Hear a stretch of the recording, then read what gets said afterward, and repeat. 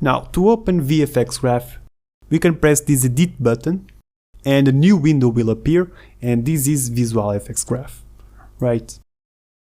Usually I like to drag this window, dock it around here, make some room, and rearrange Unity so it is like this. So we have VFX Graph on the right and the scene view on the left.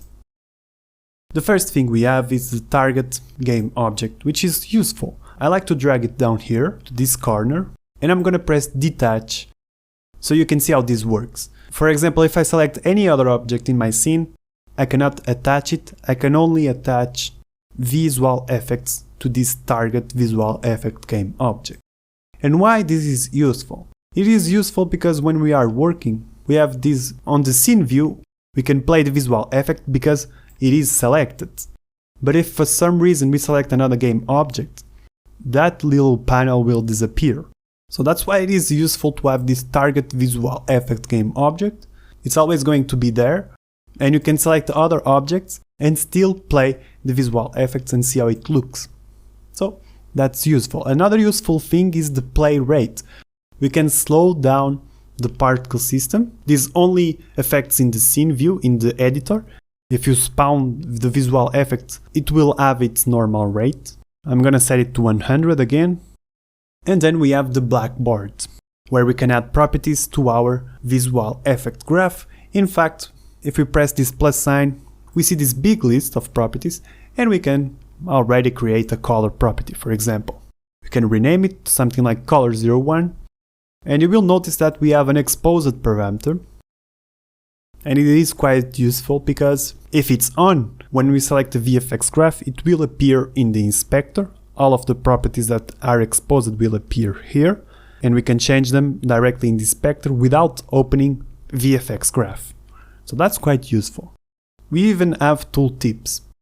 But let's go ahead and select a color, something orange, yellowish, because we are going to make some sparks. And let's increase the alpha and the intensity to around 3, right? And as you can see in the inspector, it also updates with the selected color. Now, if you don't see this particle system, you can click anywhere in the dark gray area and then press F and it will focus on the particle system.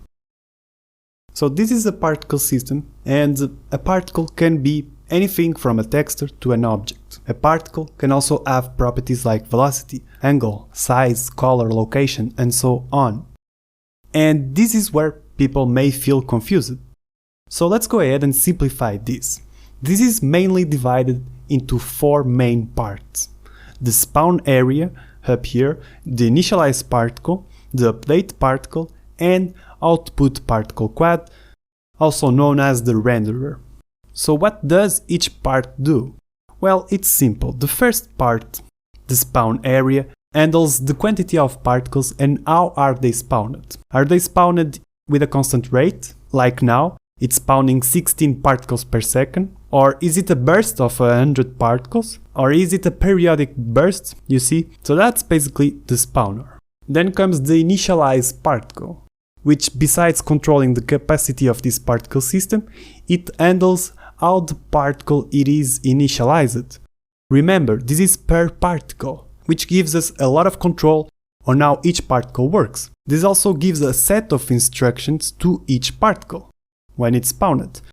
Basically, we can initialize a particle with a certain velocity within a certain area. We can give it a duration, which is known as lifetime. We can give it an angle and many more things. We spawn the particle and then we initialize a few variables with the particle. But if after the particle is spawned and initialized, if you still want to change its behavior, then you will use the update particle section, where you can change many more properties as well, but continuously. It works basically like the update method that any C# script in Unity can have.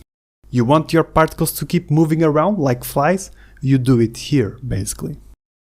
And after you have done all of these, you still need to show the particle. You need to render the particle, which is what this last section is meant to do. And like I said, a particle can be a texture or a mesh, basically a 3D object, and among other things. Basically here you control the aspect of the particle. Is it a flipbook? Is it tiny or big? Should it fade out? Should it grow smaller? We can even make direct changes to a shader in a much more intuitive way compared to the particle system, which is quite an improvement. The particle system could also interact with the shader, but it was not that straightforward. So these are the four main parts of the VFX graph. We got the spawner, the initialized particle, the update particle, and the renderer. Now let's see all of these in action, and let's see some cool tips and tricks while we create a few sparks.